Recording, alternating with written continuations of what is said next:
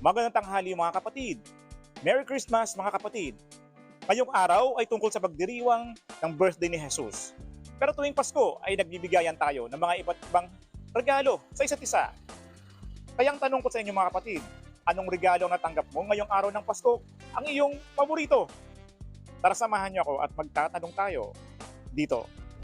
Yung sama-sama lang po kami mag-iina, yun na po, okay na po yun.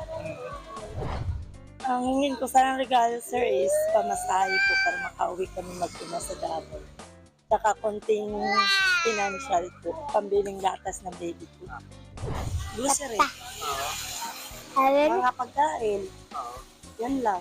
Masaya naman, pero mas gusto ko makatanggap ng pambili ng gamot. Ang pinakamagandang natanggap kong regalo ay ito, malakas ako.